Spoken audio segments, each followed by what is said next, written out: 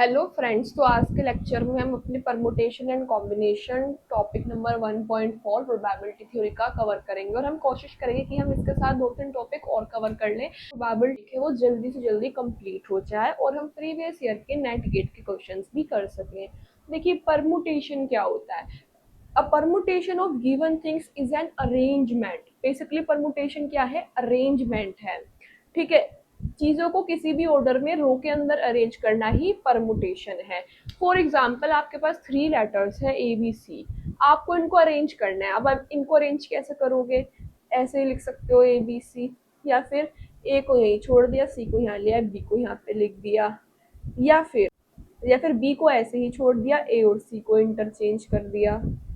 हम इसको बी को फर्स्ट प्लेस पे ले आएंगे तो बी सी ए हो जाएगा, सी को फर्स्ट प्लेस पे ले आएंगे सी बी ए हो जाएगा। ठीक है, और क्या हो सकता है? सी को आगे ले आए, दोनों को पीछे ले जाए तो सी ए बी हो सकता है। They are number of ways ना। वो नंबर ऑफ वेज एग्जैक्टली कितने होंगे वो हमें कौन बताएगा? फैक्टोरियल 3। फैक्टोरियल 3 कैसे सोल्व करते हैं? फैक्टोरियल 3 को हम सोल्व करते हैं 3 इंटू 3 में से एक कम कर दो 2, 2 में से एक कम कर दो 1, यानी कि 3 टू जा 6। तो फैक्टोरियल 3 की वैल्यू कितनी? तो 6। तो यानी कि 6 वेज हैं। कितने वेज हो गए? 1 2 3 4 5 6। ठीक है, तो हम ए बी सी लेटर्स को 6 वेज में अरेंज कर सकते हैं, बट हम क्वेश्चंस में ये करके देखने लगे तो भाई बड़ी मुश्किल हो जाएगी। और सपोज करो आपके पास या तो 3 लेटर्स थे, आपके पास 10 लेटर्स हो, देन आप कितने सारे वेज बनाओगे? यही करते रह जाओगे पेपर में। तो परमुटेशन है उसका सोल्यूशन। अगर मैं आपसे कहूँ कि मेरे को एन थिंग्स को अरेंज करना है, ठीक है, एन थिंग्स को अरेंज करना है एक रो में। ठीक है, अरेंज इन ए रो। रो सभी जानते हैं ऐसी होती है ना, रो ऐसे ऐसे होगी रो। एन थिंग्स को अगर रो में अरेंज करना है तो हमारे पास कितने वेज है? फैक्टोरियल एन वेज है। कुछ थ्योरम्स देखते हैं हम इसमें अपनी, जिससे और क्लियर होगा। Theorem first, different things.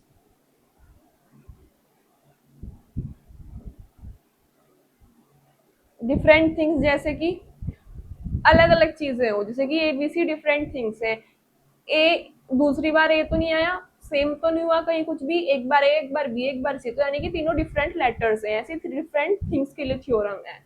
Different things के लिए क्या?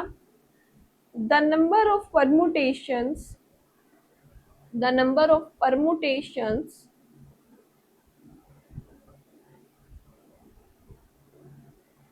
of n different things, the number of permutations of n different things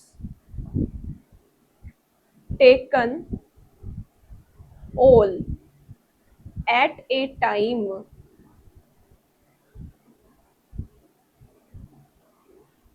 देखो, आपके पास n डिफरेंट थिंग यानी कि n थिंग्स है, सबकी सब अलग अलग है, तो उनको आप एक ही टाइम पे चूज कर रहे हो, तो उनकी परमुटेशन क्या होगी? यानी कि उनको परमुटेशन मीन्स होता है अरेंज करना, तो आप उनको अरेंज कितने वेज में कर पाओगे? That is factorial n. और फैक्टोरियल एन को खोलते कैसे हैं? एन माइनस वन, सॉरी, और फैक्टोरियल एन को खोलते कैसे हैं? N n minus one into n minus two, जब तक कि 1 ना आ जाए। ओके, ठीक है। अब इसमें एक नोट देख लीजिए। अगर आपके पास रो है और रो में एन प्लेसेस है, हमने मान लिया रो में कितने प्लेसेस है? एन प्लेसेस है। 1 2 3 4 5 6 7 8 और एन तक है मान लिया। अब एन ये कुछ भी हो सकता है, 10 प्लेसेस भी हो सकते हैं, 20 प्लेसेस भी हो सकते हैं, कितने भी हो सकते हैं। ठीक है, so there are n choices. First place के लिए कितनी चॉइसेस है आपके पास? एन चॉइसेस है। आपके पास एन थिंग्स है और पहले प्लेस में आप एन में से कितनी, एन में से मतलब लाइक देखो फर्स्ट प्लेस पे, देखो फर्स्ट प्लेस के लिए आपके पास एन चॉइसेस है। इसका मतलब क्या है? आपके पास पूरी एन की एन चॉइस है, आप कोई भी उठा के यहाँ रख दो, चॉइस तो n रहेंगी पूरी, फिर आप कोई भी उठा के आपने रैंडमली यहाँ पे पुट कर दी, तो अब आपके पास ऑटोमेटिकली एक चीज कम हो जाएगी, तो यानी कि प्लेस 2 पे n-1 चॉइसेस बचेंगी, ठीक है। So there are n choices for filling the first place in the row. So आपके पास रो का फर्स्ट प्लेस भरने के लिए n choices हैं। then n-1 things, or we can say that then n-1 choices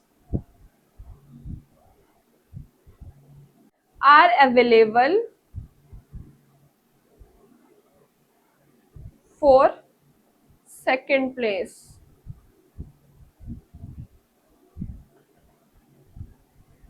in the row and so on. और ये process ऐसे ही चलेगा, मतलब आगे भी जितने प्लेस होंगे उसके हिसाब से ऐसे ही चलेगा, ठीक है। तो यानी कि अगर आपके पास n डिफरेंट थिंग्स हैं तो तभी आप उनको फैक्टोरियल एंड वेज में अरेंज कर सकते हो। अब एक एग्जांपल लेते हैं, हमारे पास उसमें n डिफरेंट थिंग्स नहीं होगी, कुछ थिंग्स रिपीट होने वाली होगी, ठीक है। तो इसको इरेज कर देता है। कीजिए आपके पास A B C A B letters हैं। अब आपको इसको अरेंज करना है, तो आप उसको कितने नंबर ऑफ वेज में अरेंज कर सकते हो, ठीक है। तो पहले लेटर्स काउंट करेंगे, टोटल लेटर कितने हैं, 1 2 3 4 5 6। सो कितने वेज में अरेंज कर सकते हो आप इसको, 6 फैक्टोरियल डिवाइडेड बाय जो जो रिपीट हो रहा है उससे डिवाइड कर देंगे।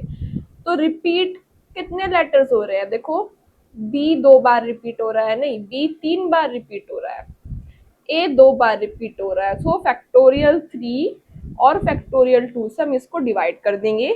देन वी हैव फैक्टोरियल 6 को कैसे खोलते हैं, फैक्टोरियल 6 को 6 into 5 into 4 into factorial 3, factorial 3 into factorial 2 तो सिंपली 2 इंटू 1 होता है, 2 2 4 6 2 12 12 5 60। तो यानी कि आप इसको 60 वेज में अरेंज कर सकते हैं।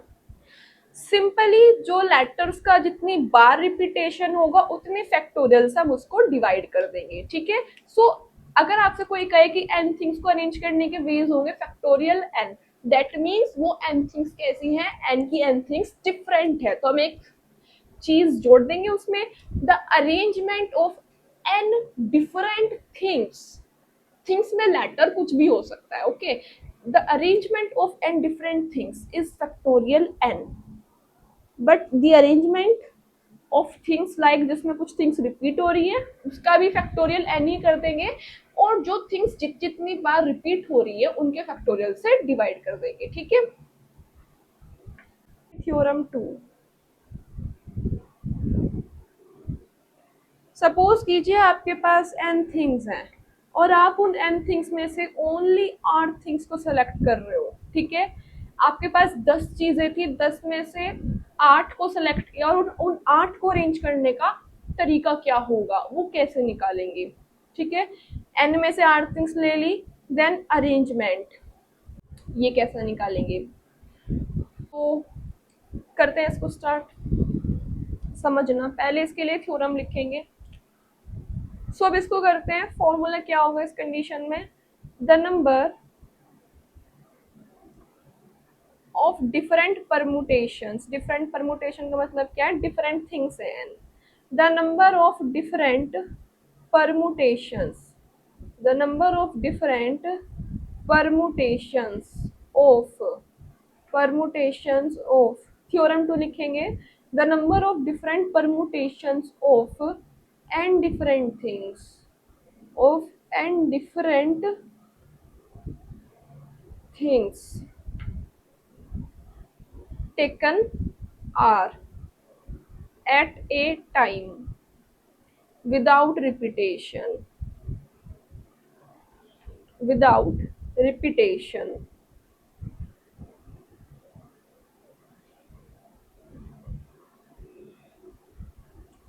is। तो देखो आपने क्या करा, एन डिफरेंट थिंग्स लिए हैं और उनमें से भी आप आर लेकर के उनसे क्या कर रहे हो, बिना किसी रिपीटेशन के अरेंज कर रहे हो, ठीक है। तो एन थिंग्स जब आपके पास एन डिफरेंट थिंग्स होती हैं तो एन डिफरेंट थिंग्स को अरेंज करने का जो वेज होते हैं वो फैक्टोरियल एन होते हैं। बट आपको यहाँ पे से कुछ ऐसे वेज हटाने होंगे जो आपने चूज ही नहीं करे, जैसे कि वो है n minus r. N minus r factorial से डिवाइड करके हम उसको हटा देंगे, जो हमने चूज ही नहीं करे थे हम उनको क्यों रखेंगे भाई, है ना। तो इसको हम एनपीआर भी लिखते हैं। सो देखिए हमने लास्ट सेक्शन में यहाँ तक पढ़ लिया था। अब यहाँ पर क्योंकि हम एन में से आर को चूज कर रहे हैं तो जो एन है वो हमेशा आर से बड़ा होना चाहिए। कंडीशन क्या है, एन है जो वो हमेशा आर से बड़ा होना चाहिए या फिर आर के बराबर हो जाए, ठीक है। जो एन है वो या तो आर के बराबर हो सकता है या आर से बड़ा हो सकता है, बट एन कभी भी आर से छोटा नहीं हो सकता। तो ये कंडीशन गलत हो जाएगी, ठीक है। भाई देखो मैं ऐसा क्यों बोल रही हूँ, मान लें आपके पास 10 चीजें, आप 10 में से 8 चुन सकते हो, आप 10 में से 10 की 10 चुन सकते हो, आप 10 में से 11 चीजें तो नहीं चुन सकते हैं ना। तो यानी कि आर कभी भी 11 तो नहीं हो सकता ना। तो आर कभी भी क्या है, एन से बड़ा नहीं हो सकता क्योंकि आप उसमें से आर को चूज कर रहे हो, आप 10 में से 11 चीजें नहीं चूज कर सकते। तो पहली बात जो ये एन है वो या तो आर से, एनपीआर के अंदर, एनपीआर के अंदर जो एन है वो या तो आर से बड़ा होगा या आर के बराबर होगा। अब हम इसको प्रैक्टिकली समझ लेते हैं कि ये फॉर्मूला आखिर कहता क्या है। सपोज कीजिए आपके पास 10 चीजें हैं, 10 चीजें हैं तो जो है वो एन, इसमें से आपको सपोज करो 10 लेटर्स हैं आपके पास, इनमें से आपको 4 लेटर्स चूज करके एक वर्ड बनाना है, ठीक है। 10 आपके पास लेटर्स हैं, 10 लेटर्स में से आपको कोई भी 4 लेटर्स उठा लेने हैं और उसको आपको क्या बनाना है, एक वर्ड बनाना है। उन 4 लेटर्स को जोड़ देंगे तो वर्ड बन जाएगा। और वर्ड जरूरी नहीं है कि उस वर्ड का कोई मीनिंग हो, कैसा भी हो सकता है वर्ड, ठीक है, मीनिंगलेस भी हो सकता है। तो ठीक है 10 लेटर में से 4 लेटर उठाने और उनको अरेंज करना है। बेसिकली मैं ये बोलना चाह रही हूँ कि 10 लेटर में से 4 लेटर उठाने कोई भी और उनको बस अरेंज कर देना है। अब नंबर ऑफ वेज हो सकते हैं इसको अरेंज करने के, जैसे कि पहले प्लेस पर आपके पास कितनी चॉइस है भाई, 10 की 10 चॉइस है पहले प्लेस पे आपके पास। आप 10 में से 10 के 10 लेटर में से कोई भी एक लेटर उठा करके यहाँ रख सकते हो, ठीक है। अगले प्लेस पे आपके पास 9 चॉइस बचेगी, आप 9 में से कोई भी एक लेटर उठा के यहाँ पे रख सकते हो। अब आपके पास यहाँ पे 8 चॉइस बची और आपके पास यहाँ पे 7 चॉइस बची, ठीक है।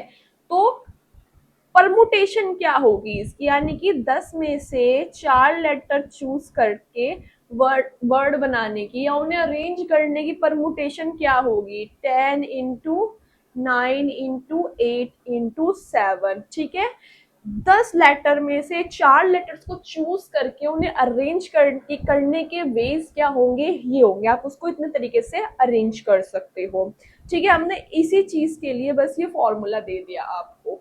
देखो फॉर्मूले के अकॉर्डिंग अगर आप देखो टोटल 10 फैक्टोरियल, कितने चूज करने हैं आपको, 4 चूज करने हैं। तो जो बाकी के एक्स्ट्रा 6 हैं यानी कि 10 माइनस 4 फैक्टोरियल वेज, उनको आप हटा दोगे तो क्या मिलेगा आपको, 10 फैक्टोरियल अपॉन 6 फैक्टोरियल। इसको यहाँ करते हैं, 10 फैक्टोरियल को खोलो, 10 9 8 7 और 6 फैक्टोरियल, डिवाइड में भी क्या है 6 फैक्टोरियल, तो इससे कट गया, यही तो बचा एट दी एंड आपके पास। बट देखो जब हमारे पास फॉर्मूला होता है ना, हमें ज्यादा सोचना ही नहीं पड़ता, हमें चॉइसेस के बारे में भी इतना नहीं दिमाग लगाना पड़ेगा, हम सीधा फॉर्मूले को पुट कर देंगे, इसलिए हमने फॉर्मूला बना दिया। अब ये फॉर्मूला किस केस में अप्लाई होगा, जब ये एन डिफरेंट लेटर्स होंगे, ठीक है, डिफरेंट थिंग्स के लिए ये फॉर्मूला एप्लीकेबल। अब देखो, अब चाहे आपको 10 में से 10 लेटर चूज करने हो, चाहे आपसे कहे कि भाई आपके पास 10 ही लेटर है उनका अरेंजमेंट कर दो, आप उसमें भी ये फॉर्मूला लगा सकते हो। और 10 में से 4 चूज करने को कहे या 5 या 6 या 10 के 10 भी कह दे तो आप ये फॉर्मूला अप्लाई कर सकते हो। बट कंडीशन ये है कि जो एन की एन थिंग्स है वो कैसी होनी चाहिए, डिफरेंट होनी चाहिए, रिपीटेशन ना हो किसी का भी, ठीक है, क्योंकि रिपीटेशन जब होती है तो आपको थ्योरम में भी बताया था, जब रिपीटेशन होती है तो जो डिजिट जितनी बार रिपीट होती है उसके फैक्टोरियल से नीचे हमको डिवाइड करना होता है। तो रिपीटेशन को छोड़ के बाकी अरेंजमेंट के केस में चाहे आपको 10 में से 4 चूज करना हो, चाहे आपको 10 के 10 को अरेंज करना हो, चाहे आपको 100 में से 90 को अरेंज करना हो, तब भी इसको यूज कर सकते हैं। तो ये परमुटेशन का फॉर्मूला ऐसे बना। आई होप आपको समझ में आ गया होगा। अब हम देखते हैं अगर रिपीटेशन हो तो उस केस में हमारे परमुटेशन कैसे होंगे। अब हम उसको देखते हैं कि एग्जाम्पल से समझेंगे इसको। सो चलिए अब यहाँ पर रिपीटेशन का केस कंसिडर करते हैं। सपोज कीजिए आपके पास 10 लेटर्स हैं, उसमें से आपको 4 लेटर्स का एक कोई भी वर्ड बनाना है, जरूरी नहीं है उस वर्ड की मीनिंग हो, ठीक है। सो 10 लेटर्स हैं, उनमें से आपको 4 लेटर्स को उठा के अरेंज करना है और रिपीटेशन अलाउड है, ठीक है। क्या अलाउड है आपके पास? आपके पास रिपीटेशन अलाउड है, आप इसको रिपीट कर सकते हो। Repetition is allowed, repetition allowed है यानी कि आप वर्ड को रिपीट कर सकते हो। इससे पहले जो आपको एग्जांपल समझाया था वो नॉन रिपीटेड वर्ड्स के लिए, मतलब नॉन रिपीटेड लेटर्स के लिए था। अब देखो 10 लेटर्स है मेरे पास, तो मेरे पास यहाँ 10 की 10 चॉइस है। अब दूसरे प्लेस पे मेरे को बोल दिया कि आप रिपीटेशन कर सकते हो, आप वर्ड को कितनी भी बार लिख सकते हो। तो मेरे पास फिर भी 10 की 10 चॉइसेस बचेंगी, यहाँ पे पूरी 10 चॉइसेस बचेंगे और पूरी 10 चॉइसेस यहाँ पे बच जाएंगी। तो इसमें परमुटेशन क्या हो जाएगी इस केस में? जो परमुटेशन होगी यानी कि इस केस में जो अरेंजमेंट होगा, तो permutation when repetition is allowed.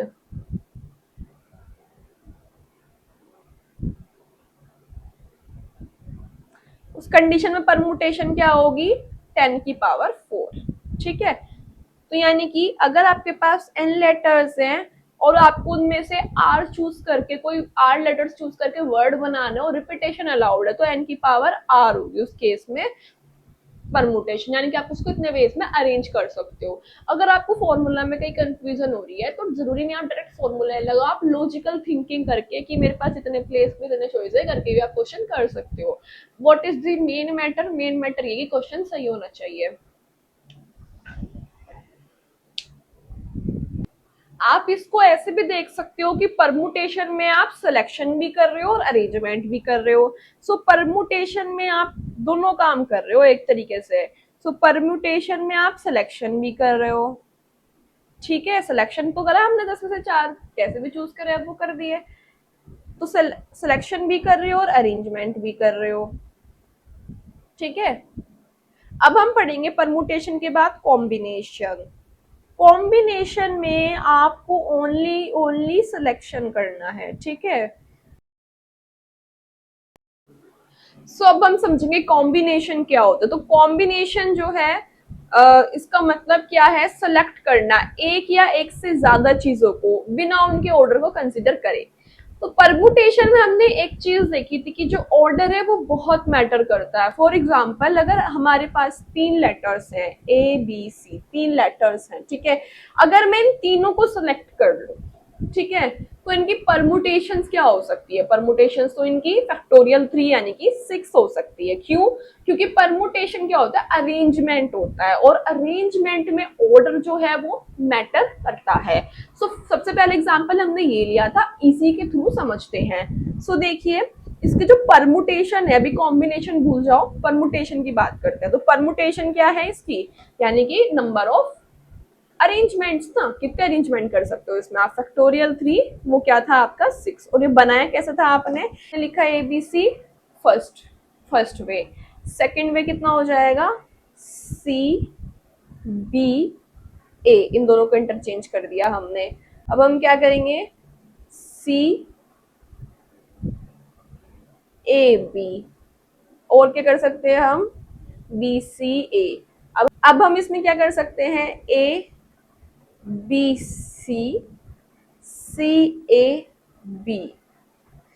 1 2 3 4 5 6, total 6 number of arrangements इसमें बनते हैं। तो यानी कि इसकी जो परमुटेशन है वो क्या होगी?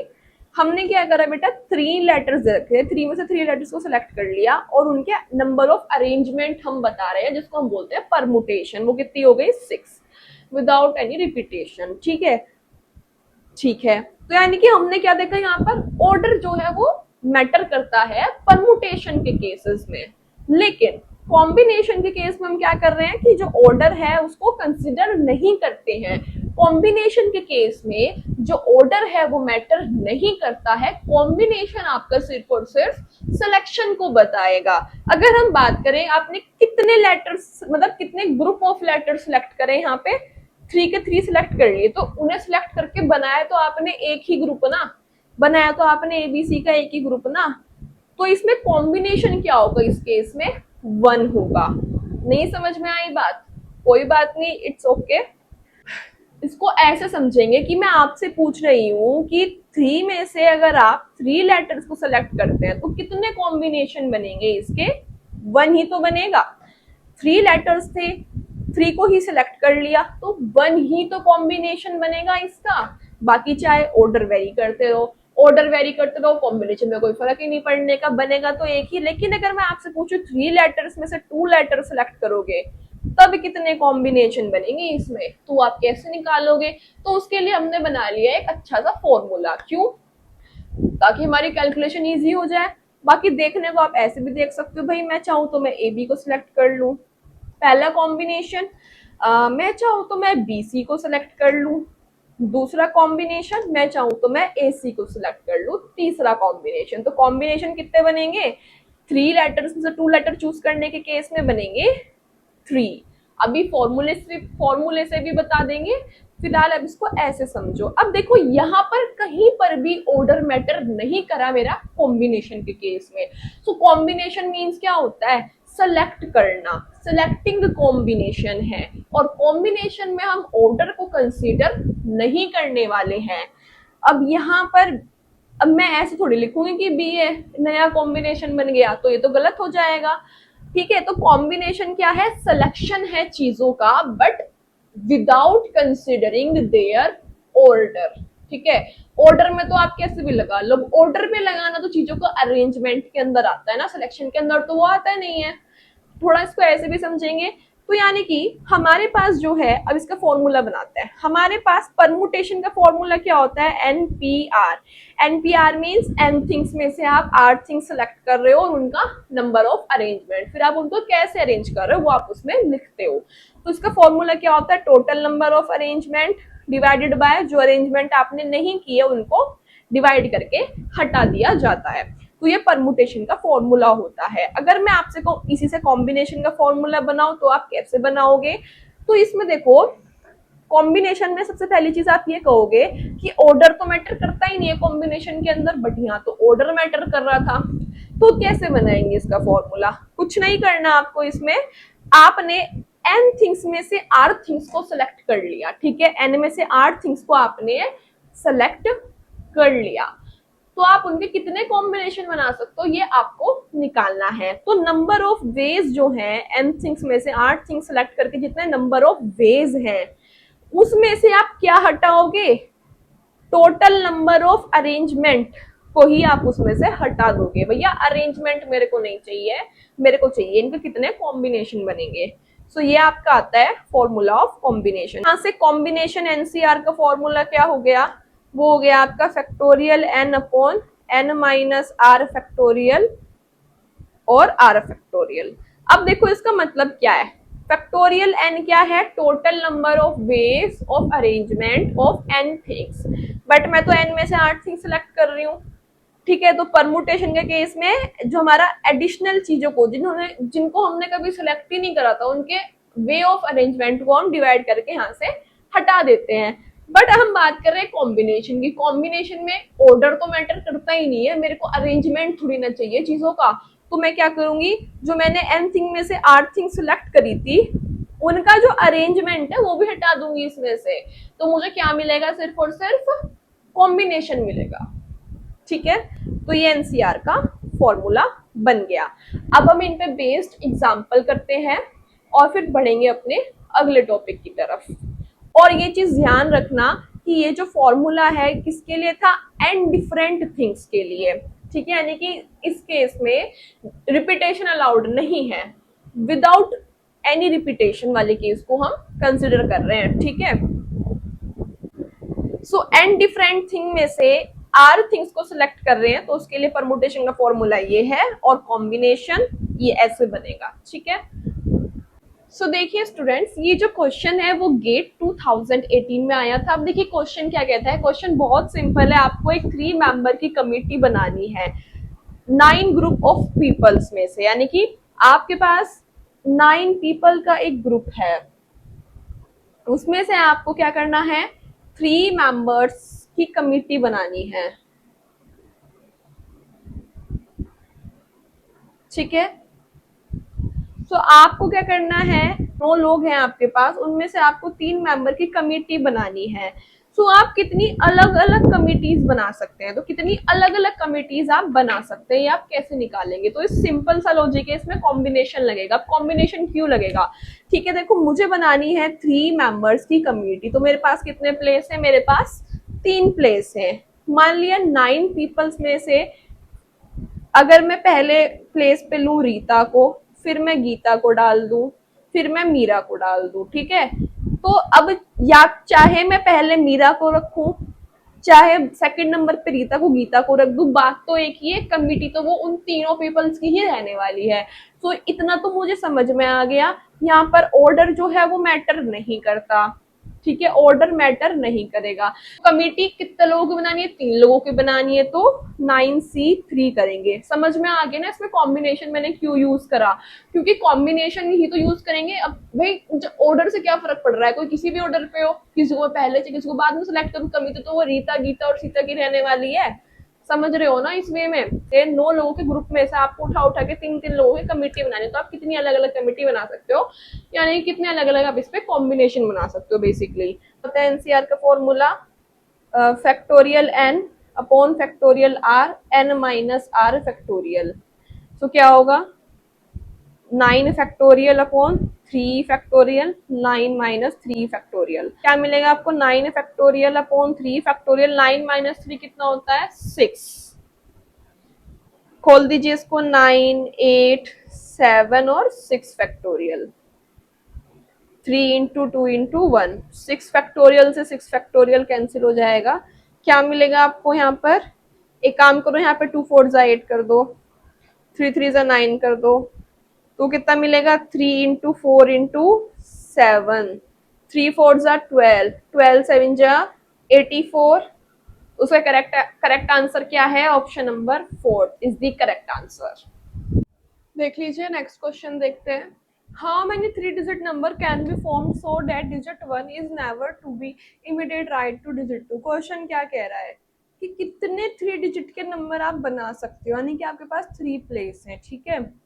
इस तरीके से बनाने हैं आपको कि जो डिजिट 1 है वो कभी भी 2 के राइट में ना आए के लिए। तो देखो डिजिट्स कितनी होती है हमारे पास मैथ्स में, 0 1 2 3 4 5 6 7 8 9, तो ये 0 से 9 तक आपके पास 10 डिजिट्स अवेलेबल होती हैं। बट आप इस प्लेस में 0 तो नहीं पुट कर सकते, तो इस प्लेस में आपके पास 9 चॉइसेस हैं। बेसिकली यहाँ पे परमुटेशन लगेगा, क्योंकि यहाँ पे ऑर्डर मैटर करता है, 51 और 15 में डिफरेंस होता है, ओके। सो यहाँ पे 9 चॉइसेस है आपके पास। और ऐसी कोई कंडीशन है क्या जिसमें ये बोल रहा हो कि भैया रिपीटेशन आपको नहीं करना, तो ऐसी भी कोई कंडीशन नहीं है, मतलब हम इसमें रिपीटेशन भी कर सकते हैं। यहाँ पे पूरी 10 चॉइसेस है, यहाँ पे पूरी 10 चॉइसेस है, तो ये क्या हो गया, टोटल 3 डिजिट के नंबर बनाने की परमुटेशन हो गया। आप टोटल 3 डिजिट के नंबर ऐसे बना सकते हो, बट ये तो टोटल है, आपको इसमें से ऐसी कंडीशंस हटानी होंगी जिसमें 2 के राइट में 1 हो जाए। तो 2 के राइट में 1 कैसे होगा, तो 2 के राइट में 1 एक तो यहाँ आ गया, दूसरी कंडीशन क्या बनेगी, यहाँ पे 2 के राइट में 1 आ गया, ठीक है।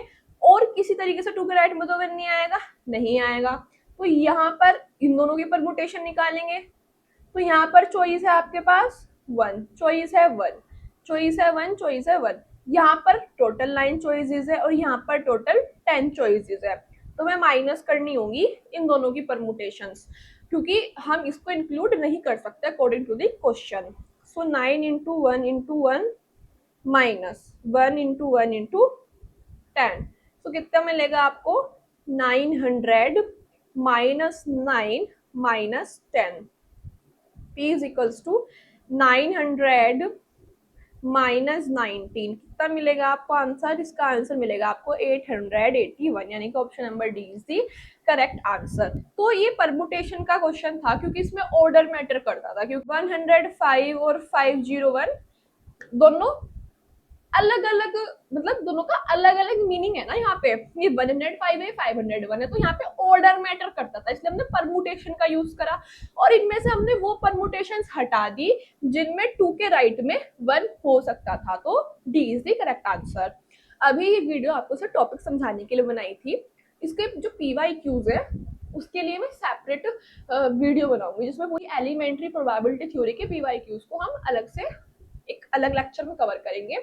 और कल से साइड बाय साइड आपको क्वांटम मैकेनिक्स के लेक्चर भी मिलने स्टार्ट हो जाएंगे। नोट्स मैं आपको प्रोवाइड कराई देती हूँ कमेंट सेक्शन में, कुछ क्वेश्चंस आपको नोट्स में भी प्रोवाइड करा दूंगी।